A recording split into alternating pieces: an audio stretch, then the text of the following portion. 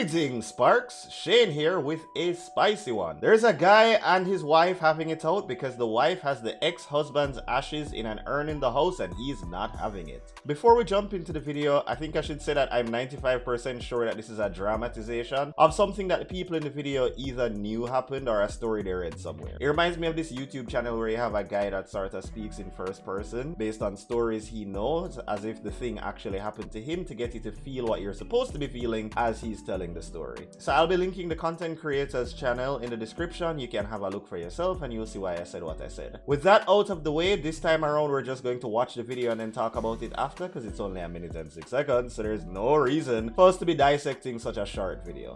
Alright, let's get into it. Going with that, give it back to me now. Give that back to me now. That is my ex-husband. Give it back to me right now. Give it back. I told you. No, I told you not to bring the urn in the house. You can take it to your mother's I house. don't care what you think. I have a special place. He is not in the way. It's a special place in the house for you won't even know that it's there. That is my ex-husband's ashes. That is my ex-husband's ashes. Give it back right now. Right now.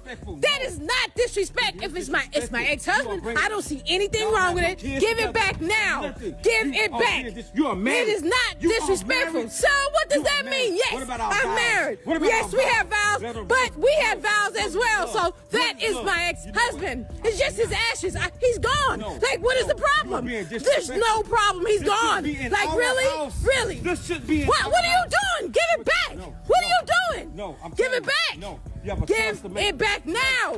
Give what? I know you're not about. I know you're. Put that top back on. I know you're not. Put it. Oh my God. Boy, I have a few things to unpack with that one. First, let me start by saying when you watch videos like these, you need to understand that you're only seeing a moment in time. Let me explain what I mean. Suppose a long time before they ever got married, she told him that she keeps her ex-husband's ashes and it's something that she plans to continue doing. He didn't like it, but he said fine.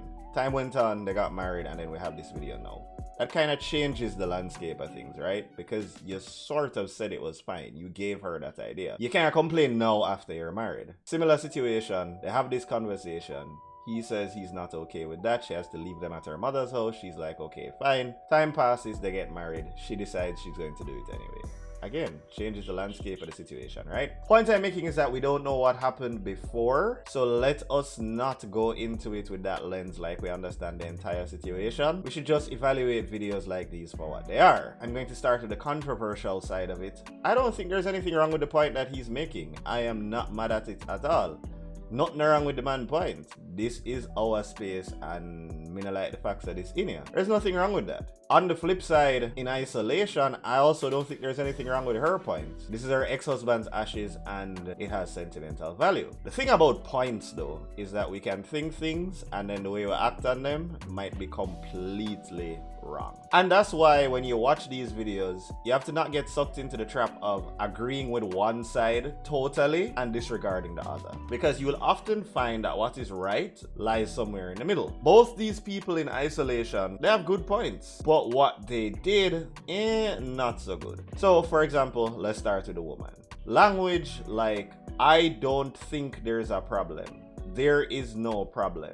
And that kind of thing when the guy is expressing the problem. Inherent biases are a thing, we all have them, but you have to keep in mind that in a relationship, a problem with something is not based on you thinking there's a problem with something. Realistically, if one of the two people in the relationship has a problem, there's a problem. The only time there's not a problem is when external people are telling the people in the relationship that there's a problem when there's no problem for either of the two people. So if somebody in the relationship has an issue, there is an issue. And you are supposed to listen to your partner when they have an issue. No, not saying that you'll always do the thing that they want you to do, but you should always listen. Now, yes, the conversation of offensive versus offended and disrespectful versus disrespected, and if both always align, is a completely different conversation. But the point I'm making is that there is something there. That being said, regardless of how you feel about all of this, brother, especially as a man where I talk about respect, You cannot just open the urn and empty the ashes. You see, regardless of how you feel about a situation, you can speak to someone. You can't, and I don't believe you should ever try to force anybody to see things your way, especially taking drastic action like this. So you had a good point, but your execution was completely off. Me personally, we would have never gotten here unless somehow she decided to hide this entire conversation until after marriage. I think it's something that we would have spoken about. She would have known that I am not with it, and maybe it would have been so important to her that we would have just decided that we can't be together. So this argument would not be happening.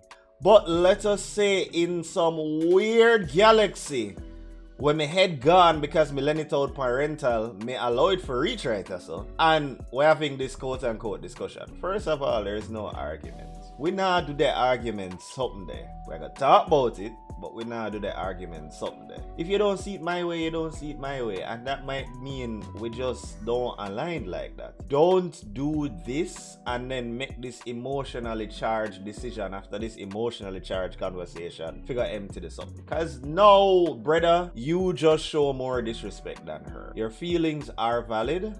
The actions that you take, though, are not always valid. And the last thing I want to say, which may also be controversial, there's this school of thought that when someone passes away, any feelings you have should be different because, boy, they're not here. It doesn't necessarily go like that. Remember what I said about us not knowing the entire situation? Sometimes people make their current partners feel second fiddle to previous partners. Trust me, I am guilty of that in at least 3 different relationships in the past. I have been guilty of that. So I know people do it. What if there's a situation where she has created that kind of environment and this whole thing is just solidifying the fact that she can't let go? We don't know, and not because the guy is no longer here now. He's just supposed to be like, oh well, my feelings are hurt and she made me feel inadequate compared to this man, but he's dead, so he's no danger and it shouldn't matter. That's not how it works. So the main thing I want you guys to take away from here, at least the 2 main things I want you guys to take away from here: we can't judge an entire situation based on a moment in time, and feelings are almost always valid, but the actions associated with them are not so. So let us think before we act. That's going to be it for today. Tell me where I was right, where I was wrong. Like the video if you liked it. Hit the dislike button if you didn't like it. Comment, share, and let's have some discussion. Take care and have yourself a shockingly great day.